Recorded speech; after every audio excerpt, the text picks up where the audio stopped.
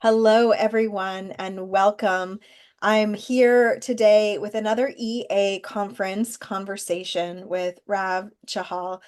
And, you have been with us since the very beginning of the association, one of the core teaching team, and also with us in the very first EA online conference. And as we're preparing for the second conference, which begins just, in a few like days here, really.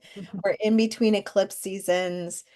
Um, your topic, I think, is one of the most interesting and probably sort of lesser explored aspects of evolutionary astrology. And so I wanted to come together just to talk about what it means to you. And, I thought we'd start by just diving into where this came from and why you chose this particular topic. Great question because I personally did not choose this topic. This is what makes me laugh as well. Essentially, when Kristen had reached out about we're doing another conference, I'm like, oh great, what is it you'd like to talk about? And I had written back with, you know what, I have a very strong 12th house. I have a Neptune skip step. So I want to do Pisces and Neptune, something to do with Pisces and Neptune. So we were back and forth, and Rad figured out that I was getting confused, Neptune, disillusionment. Mhm. And so Rad came up with the topic karma, yoga, and soul's right work. Mm, And I actually realized the minute I got the topic, he's looked at my chart and gone, right, this is what she needs to talk about because essentially this is what I need to recover in this lifetime. mhm. So this is how this topic came about because, you're right, karma yoga and the soul's right work hasn't been very explored in EA. I know it's been touched upon. I've seen it in the glossaries, I've seen it in the forum chats, and it's something that has always interested me, but I've kind of shied away from it because it's deep work and you Mm, have to uncover layers. Like karma yoga, just the word of karma can get people a bit confused. mm, And so within this lecture, I am going to be diving further into what karma yoga is and the difference with right work. And I'm still mapping out the PowerPoint. I know we've got a couple of weeks, a week until, the conference will take place. But I'm taking a very one step at a time approach with the PowerPoint and what I want to teach. Of course, I'll be diving further into the Earth Trinity, which is, you've got the Taurus, Virgo, Capricorn archetype, and how those elements in the birth chart can show us our social purpose. The work that we're here to do and how we will achieve that work. But I also want to kind of look further into going back to, the Pluto paradigm, because we have to look at the Pluto paradigm first and foremost. mm, Why the soul's choosing this particular incarnation, what it's looking to, what its desire nature is, will essentially link to what work it will end up doing. If you have a third stage consensus individual whose, desire is to be a CEO of a company, their right work is going to be something linked to status, a lawyer or a head of a big corporation. And that's right for them. But if mm, someone's here wanting to get to know God deeper, what is God? What is life? What is source? Their work's going to be nothing related to having a status in a corporation. It's going to be, maybe traveling to different lands, getting to know different origins of what source or God or energy is. And so it's going to differ for a lot of people depending on the evolutionary desire. So I'll just be breaking that down a little bit more. And yeah, and just showing people that even we can look at the transits right now. We've got Uranus and Taurus, we've got Pluto and Capricorn right now. That essentially links to our social purpose mm. and that's going to be transiting somewhere for us. And just showing people that right work is often just what's right for right now. Yeah. It works right now. It links to our survival. Of course it does. We live on Earth. We need money to survive, without it, we can't do anything. So it's not getting sort of hung up on there's only one right work. It will evolve. It needs to evolve. As we evolve, the work will evolve. And karma yoga. as much as it is a very confusing term as well, but karma yoga essentially is very much linking to the inner Godhead, Mm. linking to the divine within and essentially coming from a place of love. So doing something from the perspective of love rather than the money, the status, or this is what I want, so I'll do this job just to get an XYZ result.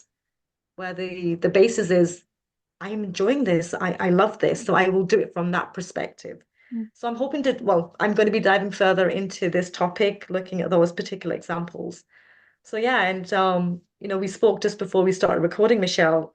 This very much is resolving my own skip step. I have a very strong Virgo in my chart. My moon is in Capricorn. I have Mars in Cancer in my 10th house. Mm. So in Oh, terms of, yeah, in yeah, terms of Mars social, return. sorry, You're having a Mars return too. I am having a Mars return before it goes retrograde. Yes. Actually, it will go retrograde to that exact point in my 10th house. So I can see a lot of changes in my own environment in terms of the work I'm doing, how I'm doing it, and where I'm aligning it to. And even in my own transits, I can see there's been a lot of uncovering through doing this PowerPoint, actually through preparing for the conference. A Mhm. lot's been coming up for me in terms of helping others, but it's that mirror. It's helping me. It's helping me evolve, me untying the knots of my own skip step, as we spoke about earlier. So yeah, I'm excited, also very nervous, as I Yeah. always am. Well, I think it's really a beautiful thing, even hearing your story, the there are many people who have come to me for sessions and for readings, wanting to know their calling or their Mm, purpose in the world.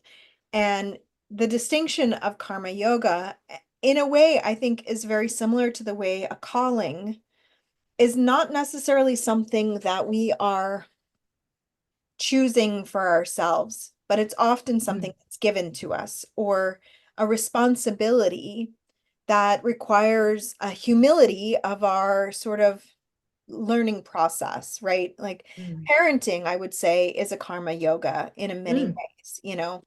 And I have North Node in the 12th house, South Node in the 6th house in Capricorn with Venus. And so I'm very much and I have a skip step of Saturn to those nodes. So I feel like it's also a very familiar path for me. And in my own evolutionary journey, I've I wanted so much in the first stage of my life when I was in a more um, maybe consensus to individuated mindset to really become successful and not necessarily for myself. I think it felt at that time like I have to do work that is something that will receive the approval of others or the Saturn authority figure, something that my father would approve of.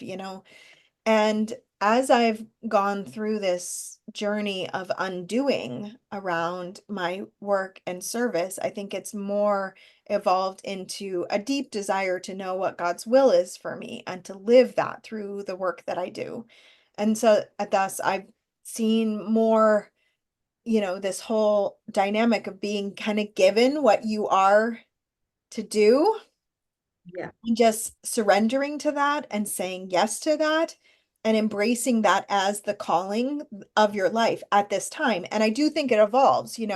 When I was a financial advisor, there was a very strong calling to grow and develop and, become an independent advisor. And then like I wanted to join with a more progressive, environmentally, socially conscious, mm, investment firm, right? And then at some point there became a disillusionment with the entire investment industry, with the way that money was being managed by the firm, with the ways that investments were available to people. And I came to a realization of like, I can't do this work anymore, mm, even though I was good at it. And so then I went through yeah, a period of dissolving and, you know, and that's when astrology really came into my life and I became pretty much obsessed with studying EA in particular. And then my primary teacher, the apprenticeship that I did, EA teachers, and then I, later on had a partnership, my partnership with Arimosha, which had, and that brought me into this calling around the association, which was really like just a desire to support the School of EA and the teachers who are called to carry this lineage. Mm. And even in opening myself to that, we've received, requests and things that have brought me deeper into that calling where I find that it more and more is just becoming this devotional service.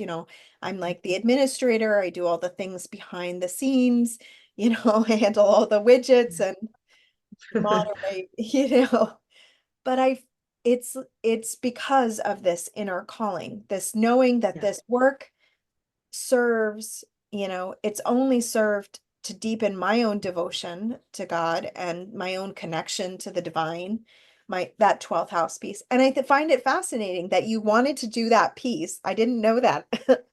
And Yeah, but that it's the interesting. polarity point is actually addressing those very core Virgo dynamics. And in a Yeah. way, you've answered the call. So I'm curious to hear from you more of like how you even came to EA and what this journey has been Mm. like. Well, interestingly, because I also have South Node 6th house, North Node 12th house, but Mm, my North Node's Virgo and my South Node is Pisces. It's very much similar to yours, Michelle. Actually, I didn't even know this, but because I came to EA through being made redundant from a corporate job, paid mm, very well.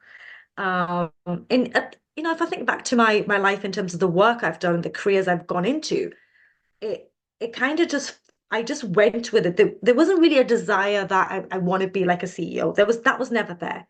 It was just, I want to do well in whatever I do. That's my Virgo perfectionism and, just being the best at whatever I do, just doing my best. And so EA came about to me when there was a personal turmoil in my life, professionally and personally. It all happened at once. And it was during my Saturn return. So, as for most of us, where it's like Saturn going, right, enough's enough, here's your work, do it. And EA came about, the book just jumped out, the mm, book, Pluto jumped out to me. And I just remember reading it and thinking, this just makes sense. Just the way Jeffrey has written those books, there's no words that are wasted, right to the point. And I just remember having a reading with Deva, and mm, and I recall at the time, and this is interesting because she had said something that didn't make sense to me then, it makes sense to me now. She says something about working with women, Mars in Cancer in the 10th house, right? And I remember my first instinct was, not feeling like I want to work with women, I want to work with humans. But, I didn't understand the whole patriarchal, matriarchal until I got into EA and understood the whole dynamics, distortions in history, etc. It's only this year, whilst I've got transits, where I've realized I actually want to do a lot more work with the divine feminine, but for men and women. And that's opening up for me more right now. And so coming to EA, it was more of oh, wow, I found a system that makes sense. And I've always wanted to help people.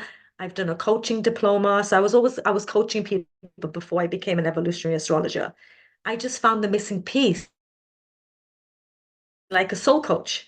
So astrology is like that missing jigsaw piece for me where, I get to work with clients and help them just, work out, answer questions right now, any confusions that they're going through to validate their experience in life. It's not to like always give them answers. It's kind of to show them there's a reason this has happened. You're here right now. And this is the potential that you can head towards should you choose to want to evolve. Because we have a choice. Clients can come to you, get the answers they want, and then, if things start working out, and I say working out, people will get back to that normal routine. It's usually when we hit an obstacle, where we think this isn't what I wanted. Why is life happening this way? That we dive further into our soul work, I would say. We go deeper. And that's when it's trying to connect us to something higher than what we think we know, yeah. which is God's source energy. And ultimately, we're all heading back that way. We're trying to evolve more towards that oneness. So yeah, my journey to EAs. still growing, like you mentioned. I was very fortunate. I'm going to use the word fortunate. That I had just literally been involved for about a year when you decided that you wanted to do the association and stuff, and being asked was an honor. Okay, everyone, sorry for the little Mercury interruption. Oh, it reminds me too, one of the things we were talking about just before we began is that we're in this particular time period just today of Mercury trine Pluto, or Mercury and the Sun in Virgo trining Pluto. Mercury will take probably a few more days to get to Mm, the trine to Pluto. But, from an astrological perspective, this very dynamic, this trine between the Sun in Virgo and the energy of Pluto in Capricorn, which is, we're concluding a very long standing evolutionary cycle with Pluto and Capricorn. And this trine is the very last one. It's like it's a last quarter trine. That's funny. yeah, yeah, Because it will never happen again in this way. And the sun in the natal chart, often reflects the soul's purpose, right? A sense of our solar purpose, which I found it interesting when you shared with me that your name actually means the goddess of the sun or the sun god. yeah, yeah. Then we have Pluto from an evolutionary perspective, who reflects the core desires of the soul. And at the same time, we are wrapping up a cycle of the nodes in the sign of Aries and Libra. And we're getting ready for a movement where the South Node will be moving into the sign of Virgo and the North Node in Pisces. So I wonder, if there are things that I find this really fascinating from an evolutionary perspective. And I could see the threads in the earlier part of our conversation relative to how we evolve in the knowing of our purpose, or in the knowing of what the soul's right work is. And I imagine in the talk you're going to be outlining from an EA perspective how to identify that in the chart, how to look at it. But like every chart can be seen at multiple stages of evolution, I think in a certain sense we are also constantly in this evolutionary purpose process that allows us to meet where we are. Like, this is the calling of where you are right now. And I wonder if there's anything you want to share about that, what you've been recognizing. No, that's actually beautifully put, Michelle, because you're right. Once the nodes do move into that Virgo Pisces archetype, we know it's a transitional archetype. Virgo is very much about service, Hmm. work, essentially. And for everybody collectively and individually, we're going to be moving into a period where, a lot of shift is happening. We can feel it collectively. It's like consciousness is evolving forwards. And I feel like people can feel it within their bones, something shifting. And it's consciousness that's evolving. And what I mean is people are becoming more conscious rather than reacting to life unconsciously. There's a more of a conscious feeling. And I feel this transit will be just offering opportunities to do the work, the Hmm. Virgo archetype. The Pisces, with the North Node going to be in Pisces, it's going to be very much to do with surrendering and faith. It's like there's an opportunity to trust in a higher power that's coming up for everybody. And that can be scary. We're creatures of habit and security. We want to know. Nobody wants to go into the unknown. But it's going back to our core roots where, there was a time in civilization where, we all lived from a perspective of trust and faith and trust in the divine. And that's very much opening up. And yeah, I am going to touch upon the transits because we're here right now for a particular reason. Every single one of us, whoever will be, listening to this talk or even the Karma Yoga talk now or in the future, because you'll be able to purchase it in future as well and download it. It's very much going to be a signal to something they need to know at that particular time. Hmm. And you mentioned it earlier, this is very much playing out in terms of my own life and in terms of how I'm moving forward as a teacher, in terms of what I'm teaching. what message I want to share and what message my soul wants to share, actually, more than the ego. The ego will be happy to be behind the scenes and just being quiet and, people working with clients behind the scenes and not having to be, at the center of attention. And my Mars in the 10th house won't allow me to do that. And, I'm working with that slowly. But yeah, you're right about how we have to we have to make the conscious choice to want to move with these energies, and everything is but a choice. And and it's a conscious choice. If we react unconsciously to events, we experience the negative of the energies. Frustration and victimhood. With Virgo, it's very much victimhood. Why is Mm, this happening to me? What have I done to deserve this? It's changing the lens of it. And it's been my journey, very much so, especially with the Virgo archetype, changing that perspective and looking at it more from a divine lens. And that's very much what I'm stepping into personally. And I'm hoping to provide that insight in the lecture as well for people, especially when it comes to it's like we said, karma yoga is very difficult to you can't really figure out karma in a birth chart. You can't. Everybody's story is different, not one size fits all. And we can only work with individual clients that tell us what they want to tell us. You can see a lot in the birth chart, Michelle. I'm sure you've seen that with your clients, yeah. but you work with what the client wants to know and what they're willing to hear. So it's very much, the boundaries that you have with, Saturn and Capricorn has to be respected.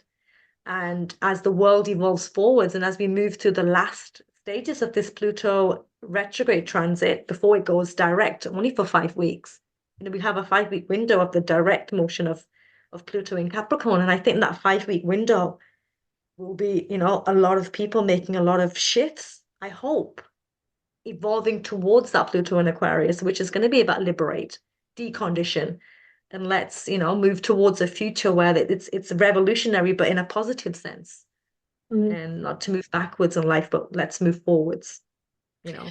Well, I think you're pointing to a really important piece, especially in the current transits.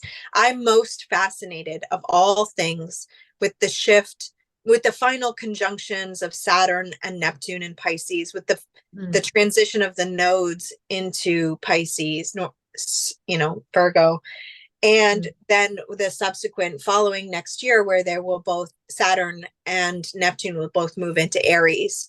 So we have this sort of flip-flop of the energy, and the way I've been tracking it, to kind of circle it back to what you were saying about the divine feminine, um, earlier in this year I received an inner calling, an inner sense that I was to go to the grotto of Mary Magdalene in the south of France. And it came through a dream, and then also just through this clarity that this was what I was called to do for my 42nd birthday. And there's a story or a legend that Mary Magdalene also did this particular journey on her 42nd birthday. So it mm. felt very significant.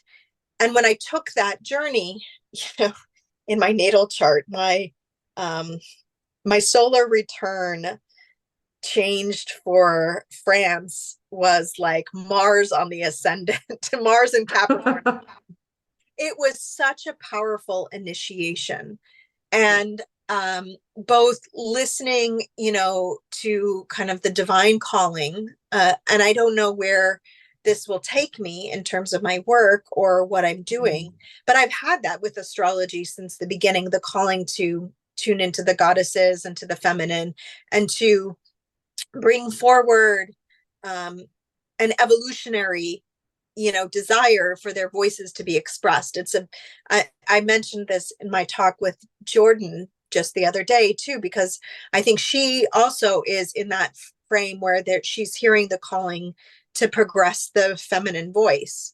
So I go to France, take my whole family, my two toddlers and Ari, and it's a grueling trip of jet lag and trains and planes and miraculous events, but also it had this very Virgo quality of like the only way to do this kind of pilgrimage was to be in humble service to what is unfolding, what is.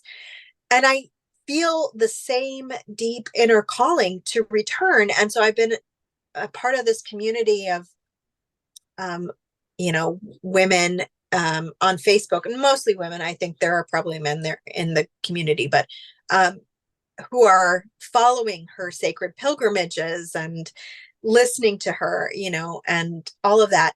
And to me, that is the Virgo Pisces thing. It's literally like listening to the divine calling, not knowing, but literally have to doing the work, and the monks who live there in France, these Dominican brothers, um, they they have they wake up every morning, they chant, they live in very simple accommodations.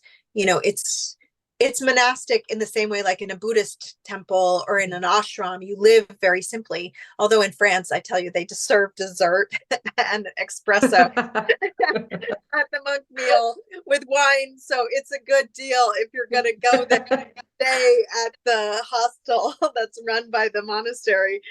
Um, but following this whole journey and listening to this call, and I don't know what it is that how I'm called to serve, but I know that I'm called to respond to that.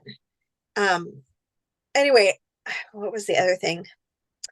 I feel like a part of what you said about deconditioning, a part of what that calling is doing for us, for those who are finding this, in their own lives in some way, shape, or form, is that, like, for example, with Mary Magdalene, we are having to decondition all these patriarchal distortions of the feminine, where, she was declared a whore and she, but in the gospel, in the actual biblical context, she was of a beloved role to Jesus. And she was the first to witness his resurrection. So there's this miraculous quality to the feminine being present to something and aware of something, and how we've grown, Virgo patriarchal stories that have diminished the true holiness of these women. And it has happened in many ways, I'm sure. But that is a part of the reclamation, I think, that's happening in this time, where people are really recovering this awareness inside themselves of their own divinity, of their own calling, and where people are actually having to relearn stories from the past, right? I think of Pisces as relating to the past, and Virgo, like, Pisces is Jesus or the divine, universal love. And Virgo is the church, right? And there's this dichotomy between the two because they seem to be polar opposites of one another. One seems to reflect a very deeply repressed, where the learning is through guilt, you know, service, and yet what we are learning in relationship to having a different relationship to our divine calling is that, yeah, sometimes it's hard work. There are things that we do with unconditional love, like parenting is a great example of that. If we're really serving the evolution of our children and the calling to be a parent, it's not easy. It's grueling 24-hour a day with sixth house work, right? Changing diapers and cleaning up and constantly having to serve with maybe not a lot of support in our culture. But I think with Pluto also entering Aquarius, we're having to move into a different level of consciousness of all these things. So whether it's religion or your work, your relationship to the divine, what you do with your time or your energy, all the ways in which we care. Like, I think you have Mars and Cancer, that is about caring, and there is a social activism quality that is about deep care. But at the same time, that can lead to burnout if we're not balanced, right? That energy, it's like emotional overwhelm. Yes. So I don't And know if you want to share about that. Well, yeah, because even, preparing for this conference, I'm doing the PowerPoints in my notes and stuff.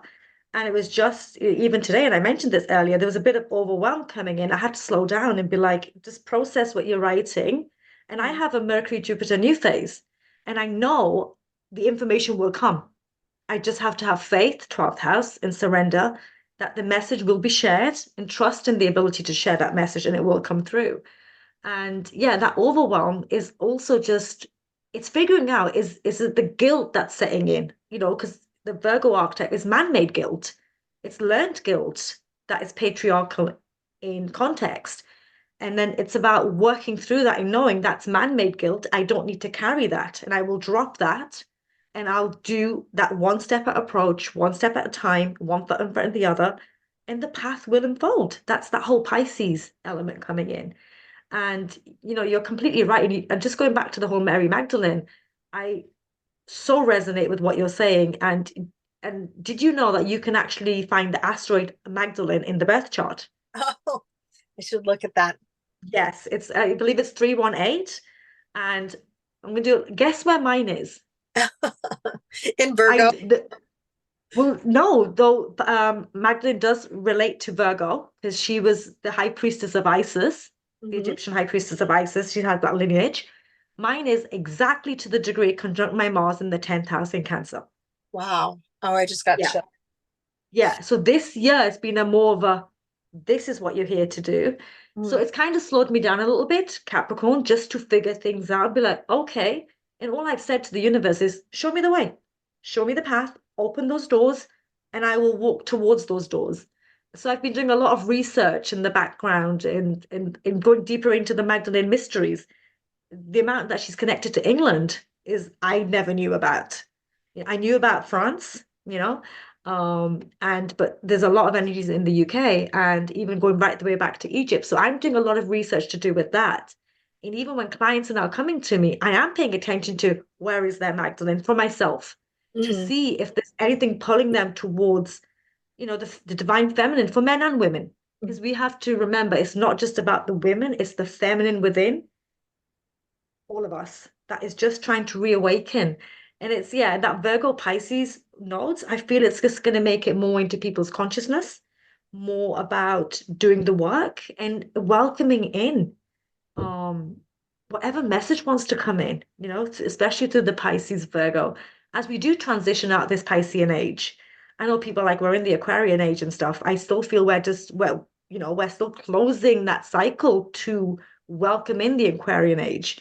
And yeah, and I feel EA is the way to do it, to way to explore your Pluto soul journey, your purpose, what we're here to achieve. And we have to remember, Michelle, this is but a chapter in our soul journey, right? So we're just adding to, the soul's journey onwards and upwards.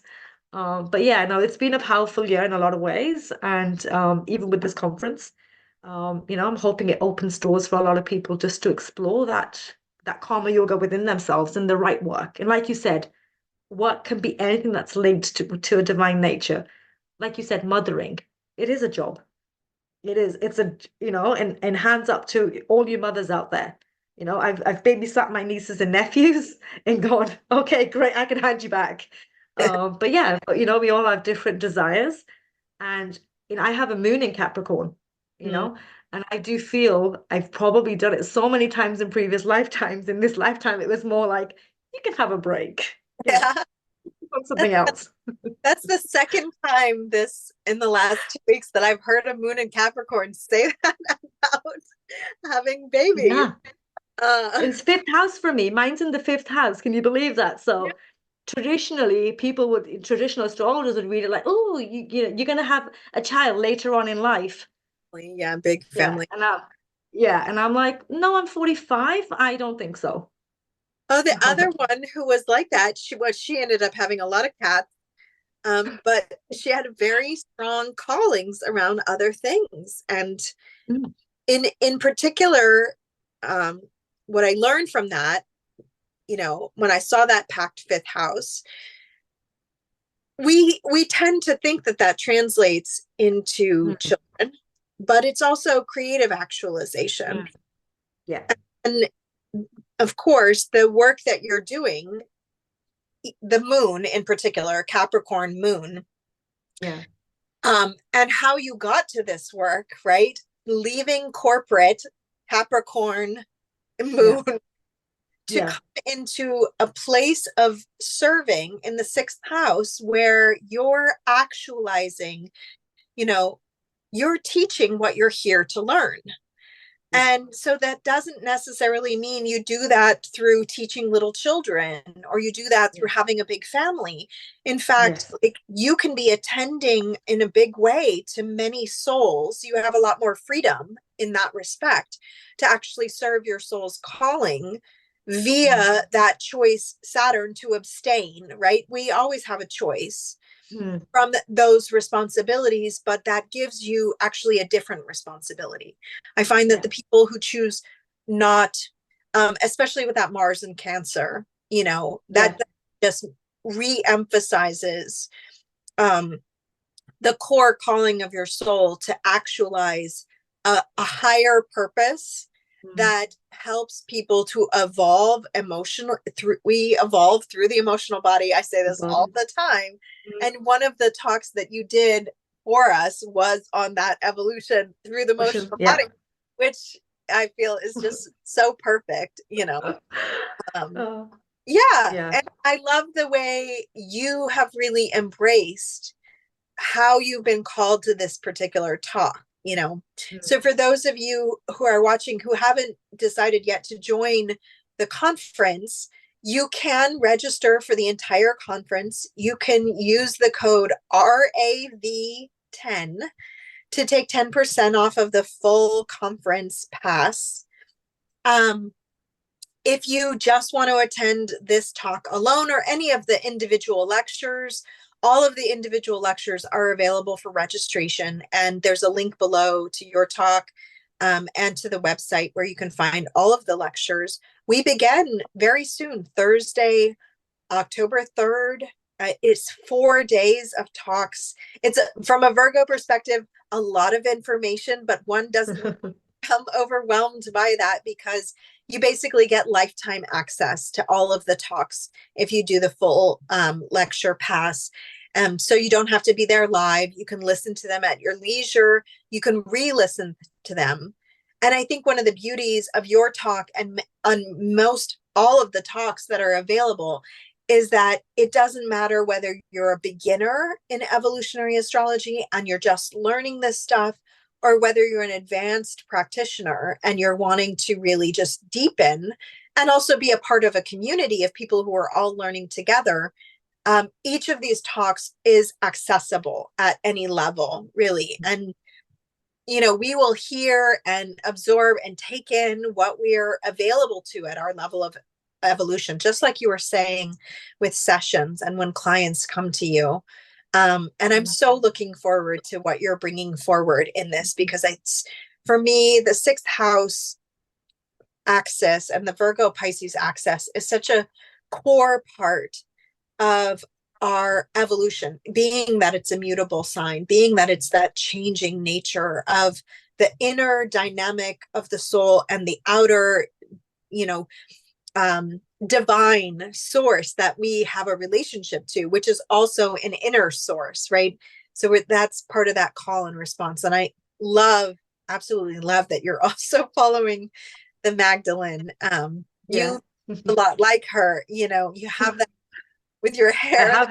Um, Well, yeah, that's true. ability, that you're speaking to of I'll just listen and follow where I'm called to go is exactly the spirit with which she followed, Yeshua and her own calling later on in life. Like she lived this monastic life in a cave in the south of France, they say, Yeah. for the rest of her life.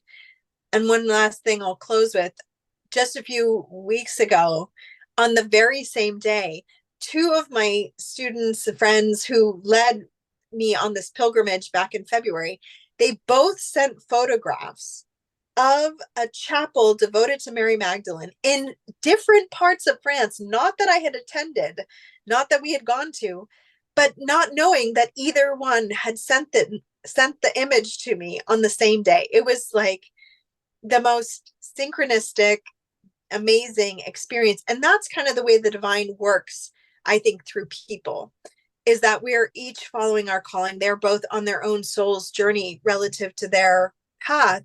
And then at the same day, in the same moment, they both send me a picture of them in a chapel devoted to Mary Magdalene in a Yeah. completely different parts of the country. And I Wow. just feel like that, that's what teaches me to trust, to have faith in the process, that I don't have to know how it all works, right? From a Virgo perspective, I can Yeah. just give myself to the path, as you were saying, and let it unfold for me. So grateful to have this time with Thank you, you. Is there Michelle. anything else you want to say before we conclude our conversation today? No, you've got me excited about the conference now. But no, I'm looking forward to connecting with whoever joins, and if you listen to this in the future as well, or download any of the conference talks, yeah, there's a wonderful forum, jwgaea.org. Come and connect with all of us, and yeah, thank you for today, Michelle. It's been wonderful. Thank you. All right, everyone. Bye for now. Bye.